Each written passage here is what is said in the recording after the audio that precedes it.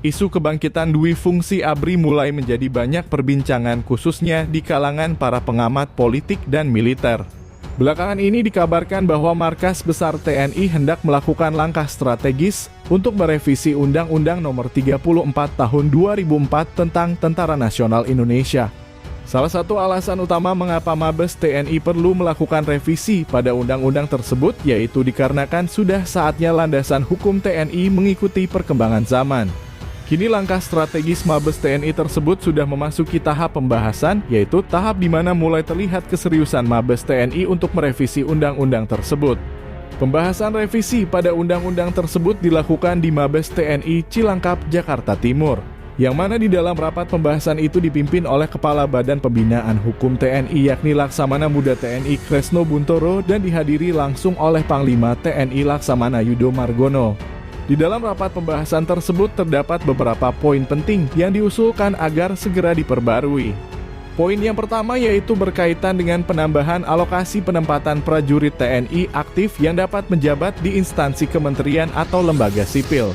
Sebelumnya di dalam pasal 47 ayat 2 UU TNI nomor 4 tahun 2004 sudah diatur bahwa prajurit TNI aktif dapat menduduki jabatan di 10 instansi kementerian atau lembaga sipil.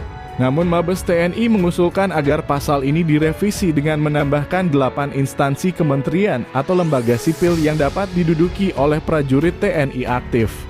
8 instansi yang diusulkan untuk ditambahkan yaitu Kementerian Koordinator Bidang Kemaritiman dan Investasi, Kementerian Kelautan dan Perikanan, Staf Kepresidenan, Badan Nasional Penanggulangan Teroris, Badan Nasional Penanggulangan Bencana, Badan Nasional Pengelolaan Perbatasan, Badan Keamanan Laut, Kejaksaan Agung serta opsi terbuka untuk kementerian yang lain. Sehingga total keseluruhan instansi kementerian atau lembaga sipil yang dapat diduduki oleh prajurit TNI aktif yaitu menjadi 18 instansi kementerian atau lembaga sipil. Poin kedua yaitu berkaitan dengan penempatan kedudukan Panglima TNI di bawah Presiden. Sebelumnya di dalam pasal 13 ayat 1 UU TNI dijelaskan bahwa TNI dipimpin oleh seorang panglima. Namun Mabes TNI mengusulkan agar pasal tersebut direvisi dengan narasi yang menjelaskan bahwa TNI dipimpin oleh seorang panglima berpangkat perwira tinggi bintang 4 yang berada langsung di bawah Presiden. Dengan adanya perubahan narasi pada pasal tersebut secara langsung tentunya akan merubah kedudukan Panglima TNI yang awalnya berada di bawah Kementerian Pertahanan beralih menjadi langsung di bawah Presiden. Poin yang ketiga yaitu berkaitan dengan penambahan tugas pokok TNI selain perang atau OMSP.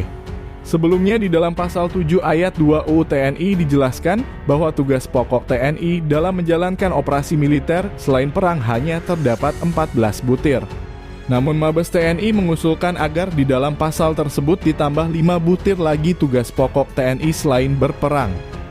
5 tambahan tugas pokok TNI tersebut yaitu meliputi penanggulangan ancaman siber, penegakan hukum di laut dan udara, bertanggung jawab melindungi WNI dan kepentingan nasional di luar negeri, membantu pemerintah dalam memberantas narkoba dan tugas lain yang ditetapkan oleh Presiden dalam rangka pembangunan nasional. Poin keempat yaitu berkaitan dengan penambahan usia pensiun prajurit TNI.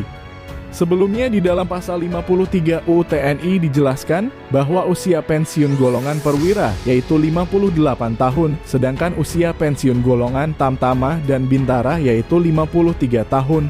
Namun Mabes TNI mengusulkan agar pasal tersebut direvisi dengan ditambah usia pensiun 60 tahun bagi anggota TNI yang memiliki keahlian khusus. Poin kelima yaitu berkaitan dengan pengangkatan wakil panglima. Sebelumnya di dalam pasal 13 ayat 3 UU TNI dijelaskan bahwa pengangkatan dan pemberhentian panglima berdasarkan kepentingan organisasi TNI.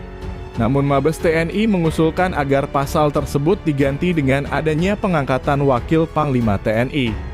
Berkelanjutan dengan hal ini, Kapuspen TNI Laksamana Muda Julius Wijojono menegaskan bahwa draft revisi itu baru dibahas di internal Mabes TNI. Artinya, rencana perubahan itu baru sebatas usulan yang belum disampaikan kepada Kementerian Pertahanan yang nantinya akan diteruskan ke DPR. Bagaimana menurut pendapat kalian Lur terkait usulan revisi Undang-Undang TNI ini? Baku hantam kalian di kolom komentar ya Lur.